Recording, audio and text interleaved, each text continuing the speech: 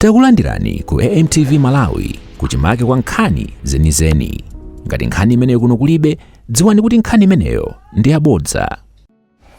Thank you so much, the Commander-in-Chief. Let me ask my colleagues on the table if there is any additional on the statement that Timothy has read.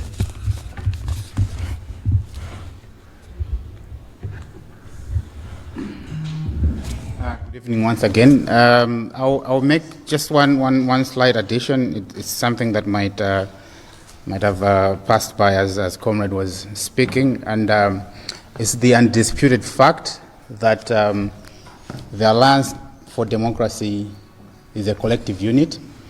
And if any collective unit is to go into any marriage or alliance with any other unit on the other side, the first consideration is its membership. I'm saying this because I was there, I've been there with Comrade. I know the story around Comrade and the DPP fraternity. It's something that we cannot gloss over. The way concerns from Comrade, which we have made very clear as regards his relationship with the DPP. For some of you, you might remember an interview that was done last year. It should be in September, if I'm not mistaken, where the president of the DPP made it very clear about his reservations as regards working with Comrade Mtambo. Now, that was brought to the attention of the leadership at Afford, because that's a very crucial issue. You cannot leave your vice president behind as you wish to get into marriage with another party. That has never been resolved. Comrade is here, I stand to be corrected. It has never been resolved, and up to date, we do not know the extent of, I would call it hatred, that some people might have towards Comrade. Again, I'm speaking this from experience because I know of the attacks, physical or otherwise, that Comrade went through, that were perpetrated by none other than the agents of the DPP. That I say again without fear of contradiction.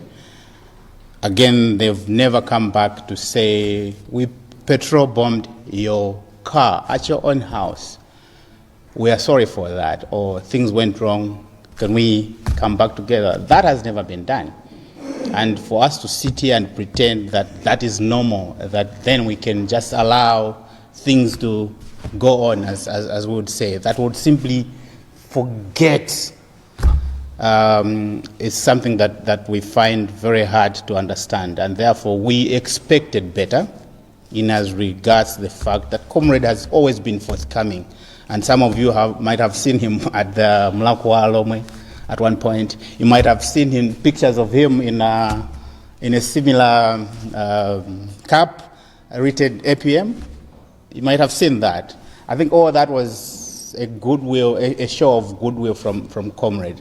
That has not been reciprocated from the other side, and it's one of the concerns that probably Comrade has glossed over as he was explaining. It might sound personal, but it also goes to the root, as I said, of a party. A party is supposed to take care of its own members. If it cannot, then it becomes something that is divisive.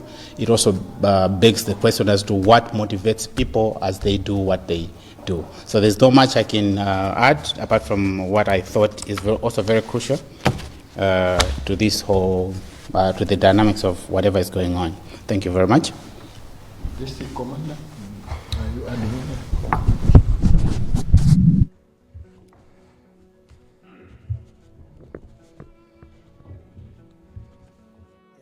I think I'll speak Chichewa, so that out there and to have sese. Ntazambiri muntu kamaja sima umadikira kuti ndiwo zikhalepo pakakhala ndiwo umazoti sima ijedwa. Koma ntazambiri ma leaders athu ntazambiri amatirengera kuntoso amafuna kuti yesa. There's no way muntu wina wake unganyamuke ndikumakaphika sima useri simayo osajandanzi zako chimakhala chinthu chopweteka. sitikulimbana ndi a president ino kuchihana kuti apanga decision mwaiwo wokha kapena apanga decision without telling us. Sitikufuna nsima yawo koma tifuna chilungamo chiyende ngati madzi.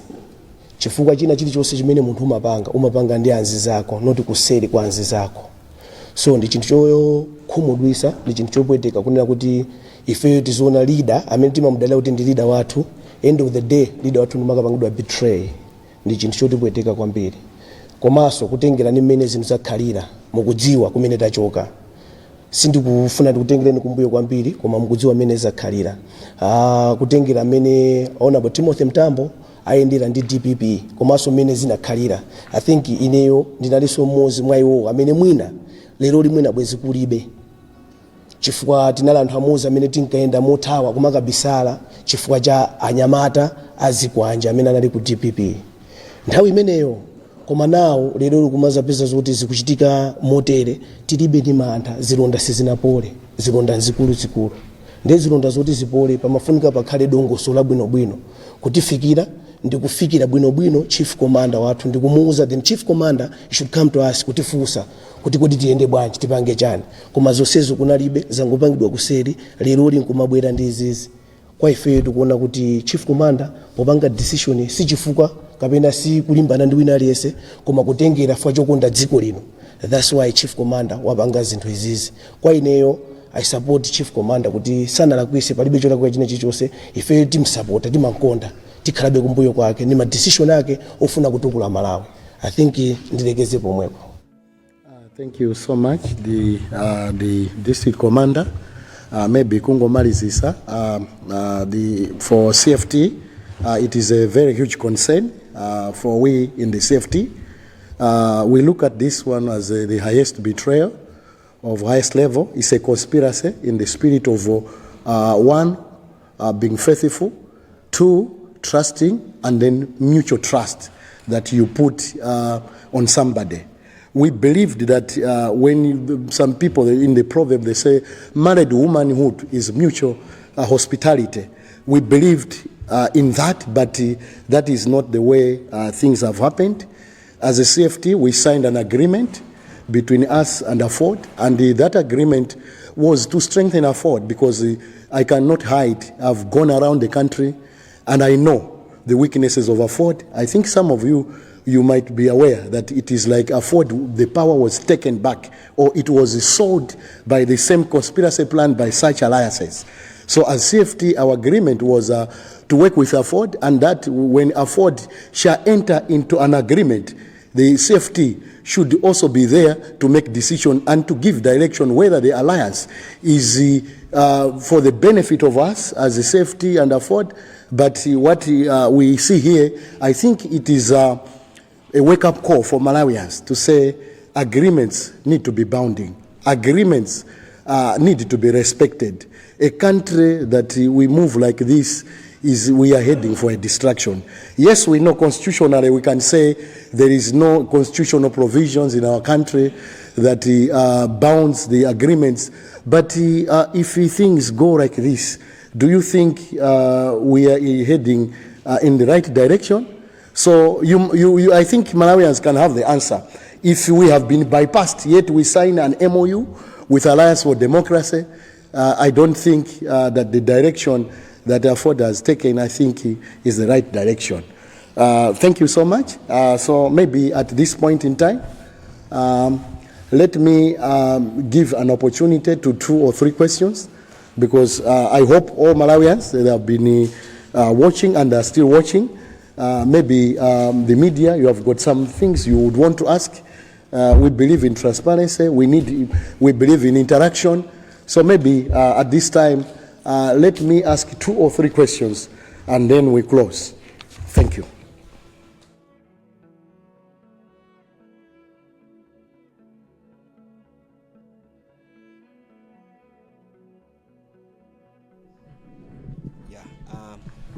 Sinanga ndi Robert Mbetewa kuchokera ku WATI Summit.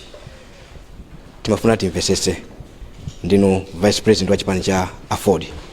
Padakali pano position yanu ndiyo chani? Mwatuluka mchipani cha Afford. Zembwambiri. At least yakamayanka zikhale kuti mafuso alipo angapo.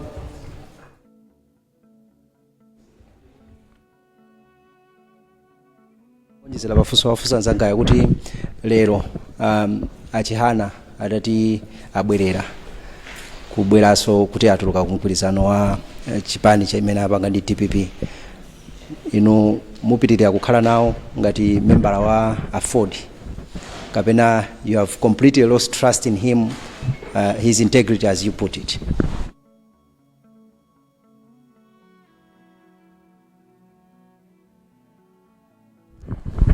Ine dzina langa ndi Ronald Judge kuchokera ku Nkoma Synod Radio.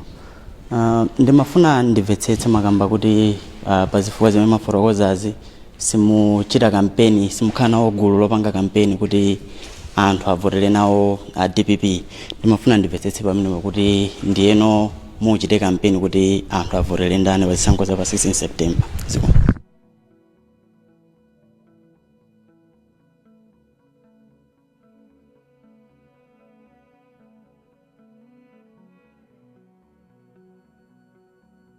Dzina langa ndi Lloyd Mbwana kuchokera ku Malawi Post.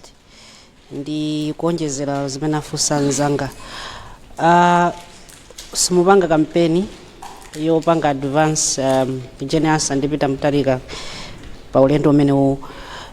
Inuyo zikakhala kuti mmene zachitikira kuti mwina AFOD kudzera mutsogoleri wa chihana apitirabe chonchi, muli ndi malingaliro oti mwina ndi chipani chimene mukhoza kuchipanga endorse kapena zitani kutsogolo kutengera kuti ngasi ndi decision imene mtsogoleri wa chipani wapanga, komanso zinatheka bwanji kuti decision iyi ipangidwe inu kusiyani kumbuyo potengera kunena kuti inu ndi wachiwiri wa chipanichi? Mukuona ngati kuti mwina si munatengedwe ngati ofunikira kwambiri ziko?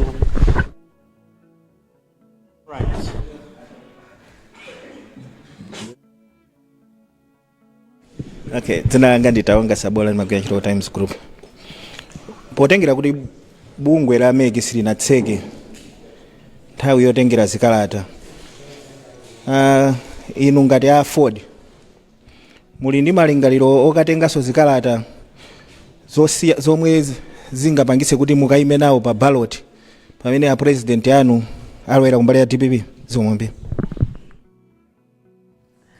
Ndipeleke kwa Commander in Chief, komanso the table to respond to mafunso amene afunsidwa. Zikomo kwambiri mafunso amene afunsidwa pano. I think ndiyankhule chichewa kuti mwina amalawi amvesese bwino. Choyamba, statement ili clear kunena kuti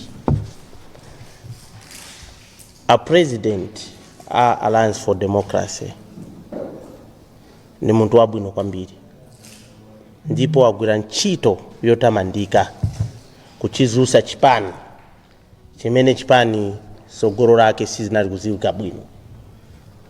Pachifukwa chimenechi chinali chophweka ta ndifikira kuti tigwire ntchito limodzi, ndinanena kuti ndine womasuka kuti tigwire ntchito limodzi.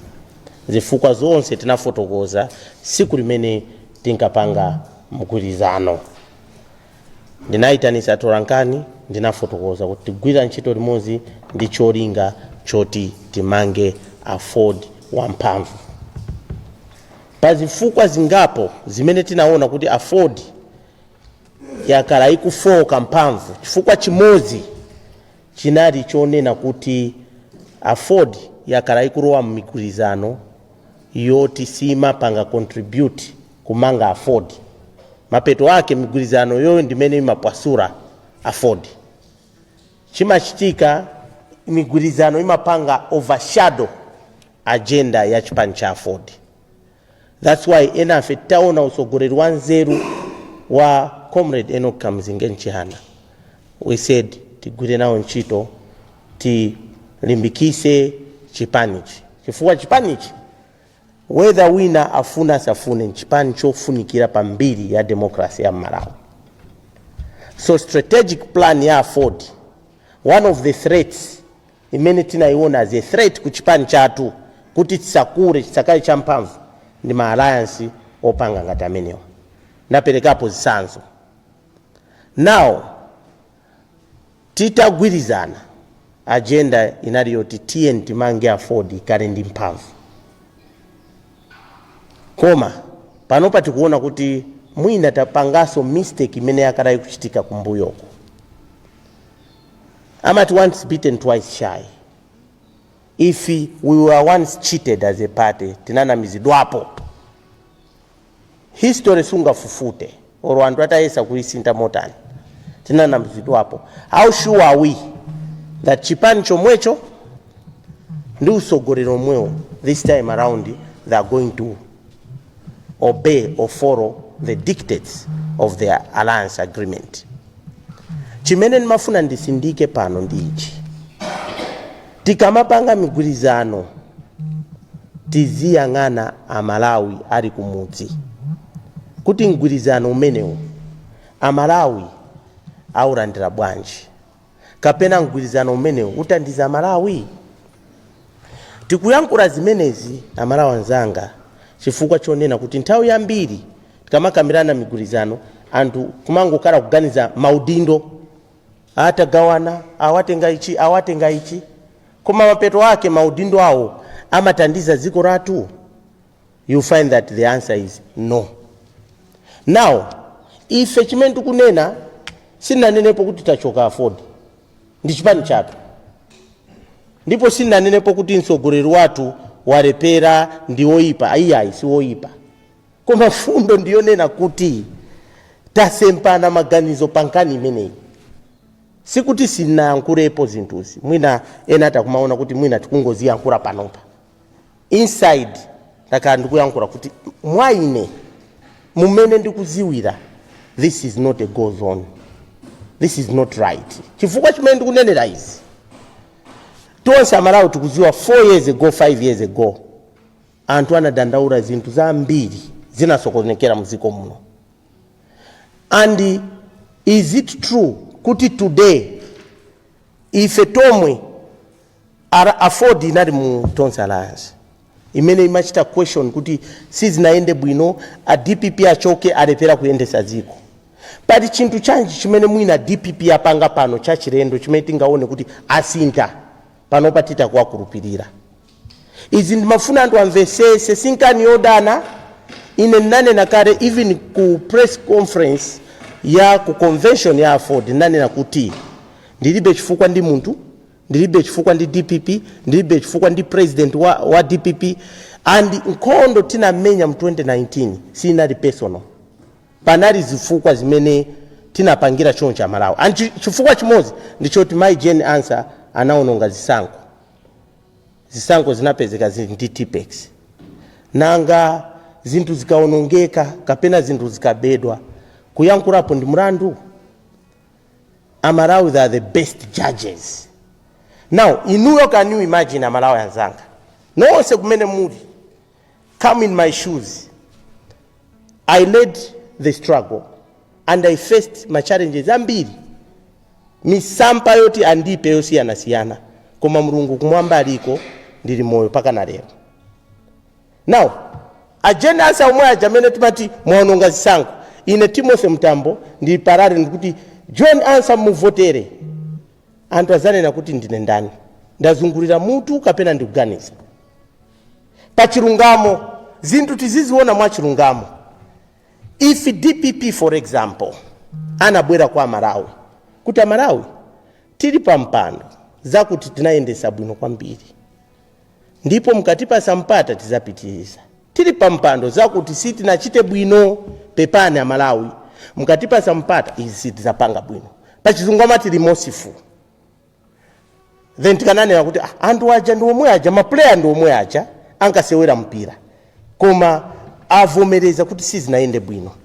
Koma pano kuuza return of proven leadership. So does it mean that Amalawi anala kuisa kunena kuti ADPP alepera kuyendesa ziko? Answer yoyo atakuyanka Amalawi paoka. Now ineo, I don't want to go down in the history of this country as a figure that contradicted himself. That 4 years ago I said they have failed to deliver. 4 years later, they have not changed players, they are the same players. They have not presented any new serious agenda. If we were to ask ourselves as a Ford, what agenda has DPP presented now? You don't, no. Zina la kuika kuma papa yes, mwabwera ndi moto. Maybe Marabians are the best judges. Mwina mwamvako ka agenda kuti ineyo sinanze, but it is on principle. And sisi kutanta uza kuti, ife tukunena kuti afford isapitilize zimene kupanga. Si majority rule. Kunari neki andambile anati tugwizana nazo. Tikumvana? So, the few, we know what democracy, imaremekeza the majority, ndipo imaremekeza the minority, kuti naonso ma views yao ayankure. Ineo ndinaona ndia zinzanga hao, kuti tiyankure, pamawa muzidabo kuti mwina bwana atu, alindi guru la DPP, ife paribe muzidi, chukuchitika nchani. Paja propaganda ndo amati, they are not seeing eye to eye, ayambana. Ine president ndine sit na ambane china chilichonse. Ndima atenga ngata chimwene anga, andi pandare ndima punzira zintu zambiri kwa iwo. Koma lero ndangofuna ndene kuti pankani yogwira ndi DPP inesi ndigwirizana nazo. Chifukwa DPP ndiyo mweija. Mwina kana gura ma prayers abwera kwa nyuwani. Kanane kuti kwa bwera nyuwani. Lero rino taunaso kwa bwera comrade Jane Ansah. Amene nditu oro mwana wangono mkamufunsa maziwa ati kunari mavuto kuno. Tinata andrama zankani sanko ziwiri chifukwa sanko zatu anapa katipex. So nimafuna timvesesane kuti ifeo tilibe option nata muta kufuna ndani chifukwa antu mmakonda kutiika maunkamwa kuti ngatakana which means they are for B. Pano ife sitina nenepo kuti tukufuna wina wache. Chimene timafuna is to have a strong afford to support agenda ya president watu. Ayenda ziko ronse kulimbikisa chipani. Chimene tukufuna to have my MPs ampamvu ku afford otazitandizira ku parliament ngati mmene afford inalipo yambirira. Ndawa ukamanena kuti simpanga campaign for our mpangira campaign ndani ma MP afford aliko. Akatifuna makansara ma MP tizipita. Si ya president atusa kuima pa president. So panopa tasara ndi makansala ndi ma MP oti tita kupanga campaign. I think council mwina mutoka ndizi wizi tatu sonjezera. Ziko. I think Zambi's in it. The only points that I would raise is I think there was a question. I think the last question was are you then going to collect nomination forms and is anyone going to stand? There is only one president in the Alliance for Democracy and we respect that. We have a constitution, and as Comrade has put it, we are a democratic party. I think one of the first. That name is just not there on paper. It's on the ground, and that's why maybe in other parties you wouldn't find people that would come out in the open like we've come out to contradict their leadership on a position. In Afford, we are able to do that. We're able to do that because we understand that our president as well respects the values of democracy. So our party is built on that. We are not intending in any way to have a coup, to take over the leadership of Afford. No, Afford belongs to us all, but one leader at a time, that's what they say. Yeah. And our leader as of now is Honorable Chihana, and we respect him for that. We will continue respecting him for that, for who he is and for what he's done for the party. So there's nothing like anyone is going to stand. Okay. If the president has chosen that he is not going to stand, and for good reasons, nobody else is going to stand, because nobody else has mandate to stand on behalf of the Alliance for Democracy. I think I wanted to clarify on that one. Yeah, thank you so much, Council.